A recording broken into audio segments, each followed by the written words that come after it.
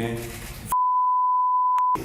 I didn't do anything wrong. We are all in a world where it's hard to tell who is normal and who is crazy.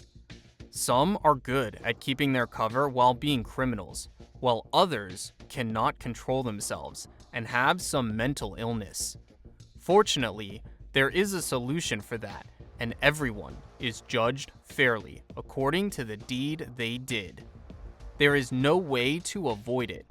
The cards are revealed with time, and the game comes to an end. Ability to pay restitution. Fuck your courtroom, you racist ass bitch! Fuck your courtroom, man! You racist as fuck! You racist as fuck! Or so they say. Some things must be respected. That's a fact.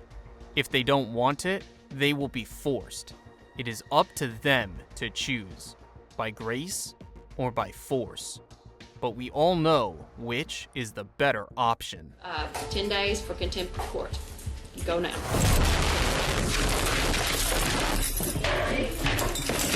This is Mikel Brady.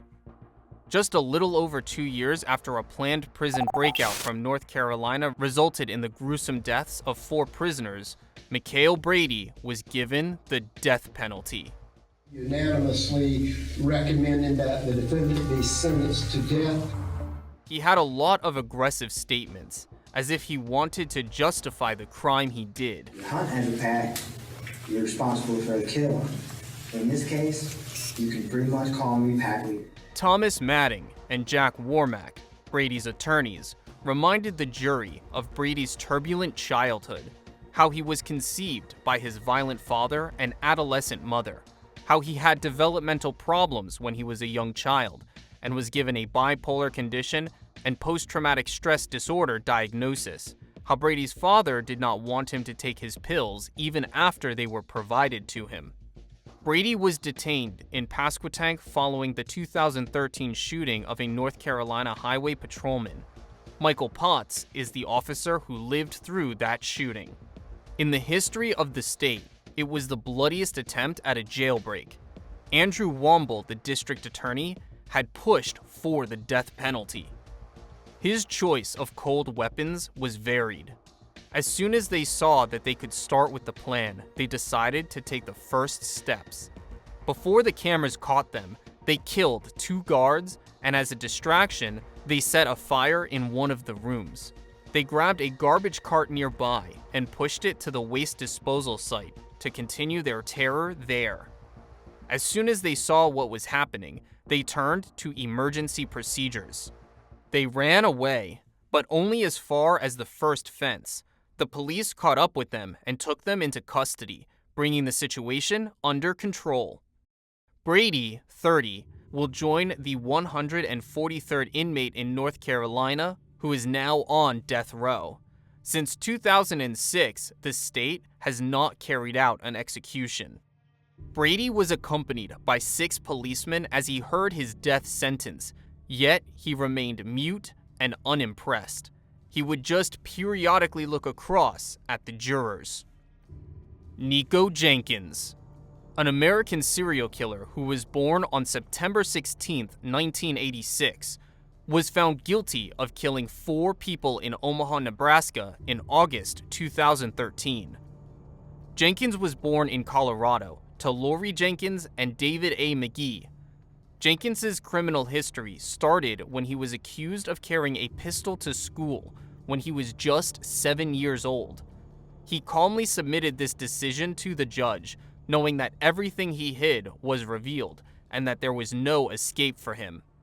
The judge was disgusted with this case and made a comment. The defendant's commission of these 4 murders over a 10-day period is one of the worst killing sprees in the history of this state. A month after he was freed from jail, after serving 10.5 of the 18 years he was sentenced to for a carjacking he committed when he was 15 and for attacks committed while incarcerated, the killings took place. Jenkins said that the ancient serpent god Apophis had ordered him to carry out the killings. He was sentenced to death in May 2017 after being found responsible for the 4 murders and deemed competent to stand trial.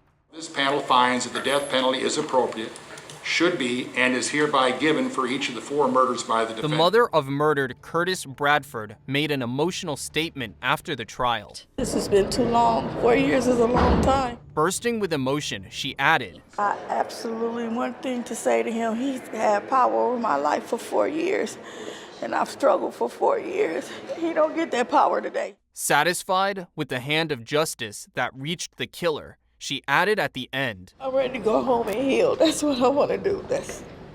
I'm tired, I'm weary, and I'm ready to go home. I don't never want to see this place here again. Don Klein, Douglas County attorney, also had something to say. His history is a very dangerous person. And like I said, that's part of this process that the court found that he deserved the maximum punishment. Ronnie O'Neal. He was found guilty of killing his girlfriend and his 9-year-old daughter and trying to kill his 8-year-old son at their Riverview home, receiving a sentence of life in prison without the chance of parole. Throughout the murder trial, his son testified against him. Holding a shotgun and my mom screaming at him. O'Neal was warned by the judge to stop ranting if he didn't change his tone after she scolded him for it. He apologized, but in a slightly sarcastic way. That was what he stated, again increasing his voice. Without knowing all the facts, everyone wants to place blame and play the blame game. There's a part of you that can be very charming and very likable. And with all due deference to your counsel, they're all excellent lawyers. Excellent. The judge was shocked by this event, and she gave her statement. Killed at the hands of others in every way imaginable. You name it, I've seen it. Shootings, stabbings, drownings, suffocatings, blown apart by cars in DUI manslaughter cases. Horrible things. This is the worst case I have ever seen as far. He received a life sentence with a minimum mandatory of life in prison without the chance of parole. Sentence you to life in prison with a minimum mandatory of life in prison without the possibility of parole. Count 2. He was diagnosed with PTSD and personality change by a psychiatrist, and he accepted this punishment with mild nervousness, causing no problems. His reaction was cold, as if he was aware of what was waiting for him, knowing that he could not change anything. Prison to run consecutive to counts 1 through 5. And on count 7, resisting arrest without violence, I will adjudicate you guilty, sentence you to... We have to keep our eyes wide open to notice some details that might save our lives. Fortunately, the hand of justice is there to protect our backs. If you want more interesting content like this, hit that like and subscribe button. Thanks for watching.